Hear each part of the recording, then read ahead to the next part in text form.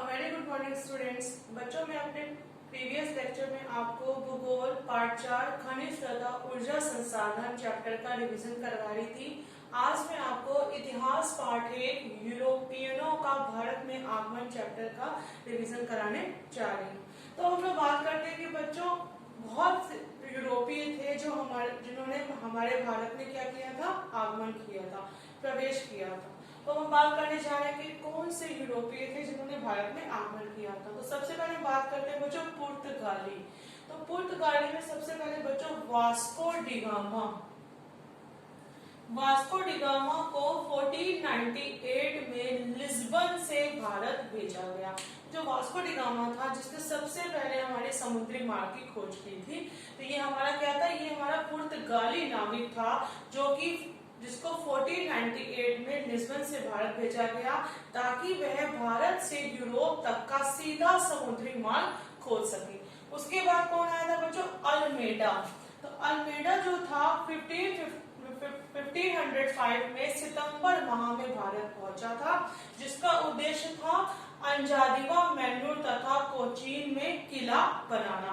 तो दूसरा हमारा कौन था, पुर्तगाली नाविक अल्मेडा था, जो कि 1505 में सितंबर माह में भारत पहुंचा था और इसका उद्देश्य क्या था, अंजादिवा, मैन्यूर तथा कोचीन में किला बनाना ताकि उसमें क्या पुर्तगाली रह सके। नेक्स्ट हमारा कौन आया था, अल्बुकर्क। तो अल्बुकर्क उनके अगले गवर्नर ने भारत में एक महान शक्ति का गठन किया। तो ये हमारे कौन थे, ये हमारे पुर्तगाली थे। सबसे पहले कौन था, वास्को डिगामा, जिसने सबसे पहले समुद्री मार्ग की खोज की थी। तो ये भारत के कालीकट नामक जगह पर पहुंचा था। दूसरा हमारा था अल्मेडा और तीसरा हमारा कौन था, अल्बुकर्क। अब हम बात करते हैं पुर्तगाली के बाद कौन आए थे बच्चों, डच। तो डच में सबसे पहले हमारा क्या था, डेनिश ईस्ट इंडिया कंपनी को 1616 में भारत में स्थापित किया गया। तो सबसे पहले कौन सी कंपनी को स्थापित किया गया, डेनिश ईस्ट इंडिया कंपनी को भारत में 1616 ईस्वी में स्थापित किया गया। उसके बाद डेनिसों ने क्या किया था, डेनिसों ने वहां पे डेरे डाले, जैसे कि बंगाल के श्रीरामपुर में और टाक्यूबाड़ जो कि तमिलनाडु में, वहां पर उसने क्या किए, डेरे डाले। तो उसके बाद हमारे डच के बाद कौन आते हैं, डच के बाद हमारे आते हैं बच्चों फ्रेंच। तो फ्रेंच में सबसे पहले हम बात करते हैं कि फ्रेंच ईस्ट इंडिया कंपनी 1664 ईस्वी में स्थापित की गई। तो दूसरा, फ्रेंच कारखाने सूरत तथा मसूलीपट्टनम में स्थापित किए गए। तो भारत में जो फ्रेंच ईस्ट इंडिया कंपनी थी वो 1664 में स्थापित की गई थी और जो हमारे फ्रेंच कारखाने थे वो कहाँ स्थापित किए गए थे, सूरत तथा मसूलीपट्टनम में स्थापित किए गए तथा पांडुचेरी में भी कारखानों की नींव रखी गई थी। कलकत्ता के पास बंगाल के चंदरनागोड़ में कारखाना बनाया गया। तो ये चंदरनागोड़ कहाँ पर पड़ता है बच्चों, कलकत्ता के चंदरनागोड़ में भी कारखाना बनाया गया। फ्रेंच का भारत में पहला कारखाना कहाँ स्थापित किया गया, सूरत में। तो फ्रेंच का भारत में पहला कारखाना किस शहर में स्थापित किया गया, सूरत में स्थापित किया गया। तो बच्चों ये हमारे क्या थे, ये हमारे यूरोपियन थे जो कि भारत में जिन्होंने प्रवेश किया था।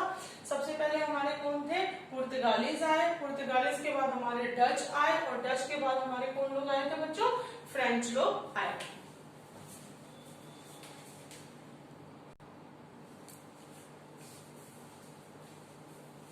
तो बच्चों हम बात करते हैं गवर्नर जनरलों के समय में हुई महत्वपूर्ण घटनाएं। तो जो गवर्नर जनरल बने थे उनके समय में कौन कौन सी ऐसी महत्वपूर्ण घटनाएं हुई, इनके बारे में बात करते हैं। सबसे पहले जो गवर्नर जनरल था जिसकी हम बात करने जा रहे हैं उसका नाम था वारेन हेस्टिंग्स। इसका टाइम था 1772 से 85 एडी था। तो इसके टाइम पे क्या हुआ, कौन कौन सी घटनाएं हुई थी। सबसे पहला 1772 में ये भारत आया था। तो ये भारत कब आया था बच्चों, 1772 में वारेन हेस्टिंग्स भारत आया था और 1773 में इसने क्या पारित किया था, एक्ट पारित किया गया। प्रथम मराठा, इसके टाइम पे प्रथम मराठा युद्ध हुआ था जो कब हुआ था, 1775 से 82 के बीच में हमारा क्या हुआ था, प्रथम मराठा युद्ध हुआ था। तो ये 1782 में क्या हुआ था, सालाबाई की संधि हुई। तो इसके टाइम में क्या हुआ था, 1782 में हमारी क्या हुई थी, सालाबाई की संधि हुई थी। तो जमींदारों से उनकी न्यायिक शक्तियों को छीन लिया गया।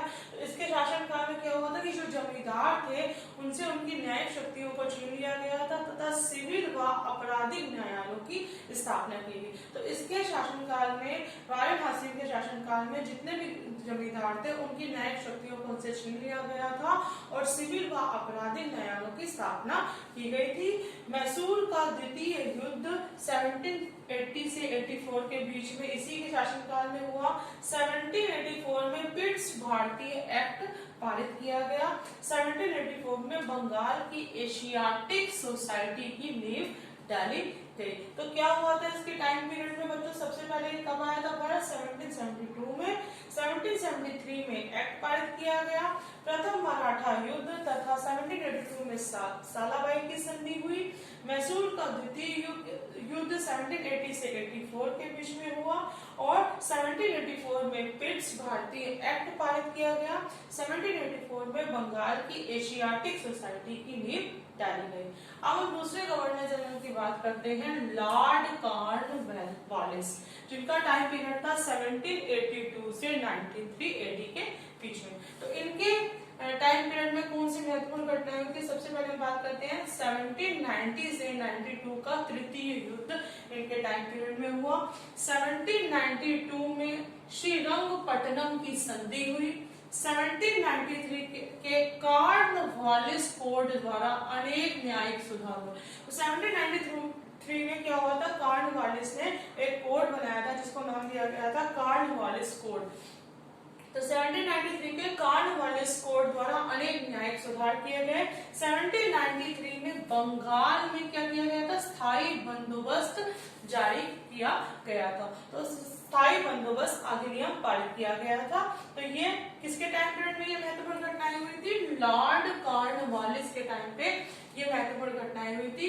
1790 से 92 का तृतीय युद्ध, 1792 की श्रीरंगपट्टनम की संधि, 1793 के कॉर्नवालिस कोड द्वारा अनेक सुधार किए गए और 1793 में बंगाल में क्या किया गया? स्थायी बंदोबस्त लागू अधिनियम पारित किया गया। यूरोपियों को प्रशासनिक प्रणाली का सिविल कार्यों से परिचय कराया गया। तो नेक्स्ट हमारे गवर्नर जनरल आते थे सर जॉन शॉर, जिनका टाइम पीरियड था 1793 से 98 एडी का। इनके टाइम पीरियड में कौन सी महत्वपूर्ण घटनाएं हुई थी? फर्स्ट 1793 का चार्टर एक्ट पारित किया गया। 1795 में क्या हुआ था? 1795 में निजामों तथा मराठा के मध्य खादरा का युद्ध हुआ था। तो क्या हुआ था इनके टाइम पीरियड में? सबसे पहले तो चार्टर एक्ट पारित किया गया और 1795 में क्या हुआ था? निजामों तथा मराठा के मध्य खादरा का युद्ध हुआ था। उसके बाद हम नेक्स्ट गवर्नर जनरल की बात करते हैं बच्चों। नेक्स्ट गवर्नर जनरल हमारे थे Lord Wellesley. Next governor general हमारे थे लॉर्ड वेलेजली, जिनका टाइम पीरियड था हमारा 1798 से 1805 एडी तक का।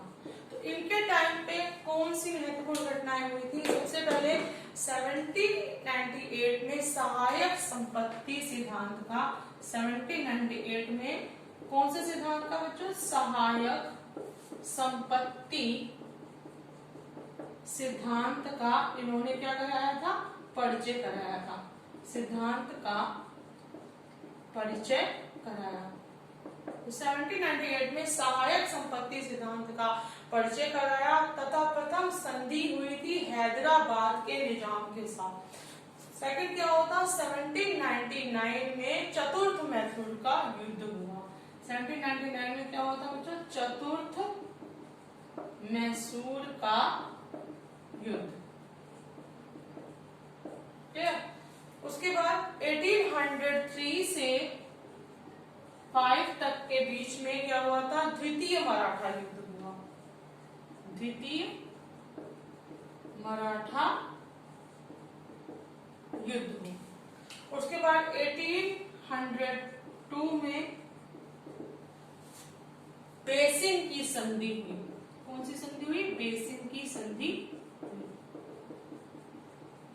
तो बच्चों इनके टाइम पीरियड में क्या घटनाएं हुई थी? लॉर्ड वेलेजली टाइम पीरियड में 1798 में क्या होता है, सहायक संपत्ति का जो सिद्धांत था उसका परिचय कराया गया। 1799 में चतुर्थ मैसूर का युद्ध हुआ। 1803 से 1805 में द्वितीय मराठा युद्ध हुआ और 1802 में क्या हुआ था बच्चों, बेसिन की संधि हुई थी। नेक्स्ट हम बात करने जा रहे हैं जो हमारे गवर्नर जनरल थे, उनका नाम था, नेक्स्ट गवर्नर जनरल थे सर जॉर्ज बालो। सर जॉर्ज बालो नेक्स्ट गवर्नर जनरल बच्चे थे हमारे सर जॉर्ज बालो। इनके टाइम पीरियड में क्या हुआ था, 1806 में, इनके टाइम पीरियड में 1806 में वेल्लोर का सैन्य विद्रोह हुआ था। वेल्लोर का सैन्य विद्रोह, मतलब इनके टाइम पीरियड में जो वेल्लोर जगह थी वहां पर सैनिकों के बीच में क्या हो गया था, विद्रोह हो गया था। नेक्स्ट हमारे थे Lord Minto. Lord Minto next हमारे गवर्नर जनरल थे लॉर्ड मिंटो। लॉर्ड मिंटो में क्या हुआ के टाइम पीरियड में क्या होता है, 1813 में चार्टर एक्ट पारित किया गया। चार्टर एक्ट पारित किया गया। और नेक्स्ट में क्या हुआ था, 1809 में रणजीत सिंह के साथ क्या हुआ था, अमृतसर की संधि हुई थी। 1809 में रणजीत सिंह के साथ कौन सी संधि हुई थी बच्चों, अमृतसर की संधि हुई। तो इनके टाइम पीरियड में क्या हुआ था, 1813 में क्या हुआ था, चार्टर एक्ट पारित किया गया। 1809 में रणजीत सिंह के साथ अमृतसर की संधि की गई। इसके बाद हमारे आते थे governor general Lord Hastings. Lord Hastings next governor general हमारे थे बच्चों लॉर्ड हेस्टिंग्स। इनका टाइम पीरियड था 1813 से 23 एडी के बीच का। इनके टाइम पीरियड में क्या हुआ था, सबसे पहले 1814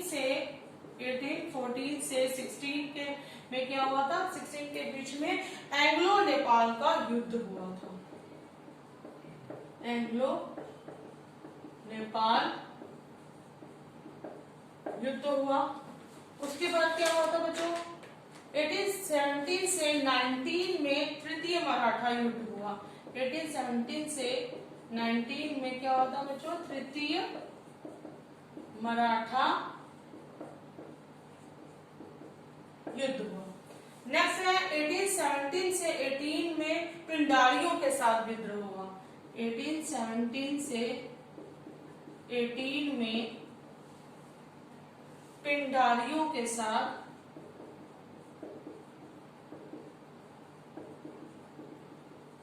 विद्रोह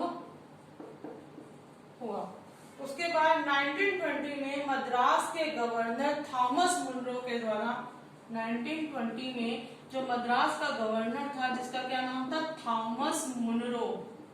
थॉमस मुनरो के द्वारा रैयतवाड़ी व्यवस्था की स्थापना की गई। किस व्यवस्था की स्थापना की गई बच्चों, रैयतवाड़ी व्यवस्था की स्थापना की गई। तो इनके टाइम पीरियड में क्या हुआ था बच्चों, 1814 से 16 में एंग्लो नेपाल युद्ध हुआ। 1817 से 19 में तृतीय मराठा युद्ध हुआ। 1817 से 18 में पिंडारियों के साथ विद्रोह हुआ। और 1920 में जो मद्रास का गवर्नर जनरल जिनका नाम था थॉमस मुनरो, उनके द्वारा रैयतवाड़ी व्यवस्था की स्थापना की गई। तो बच्चों मुझे उम्मीद है कि आपको समझ आ गया होगा। अभी आज मैंने किन किन गवर्नर जनरलों के समय में हुई महत्वपूर्ण घटनाओं के बारे में बताया। Warren Hastings, Lord Cornwallis, sir John Shaw, Lord Wellesley, sir George बालो, लॉर्ड मिंटो और Lord Hastings. So that's all for today. I will continue my revision in my next video.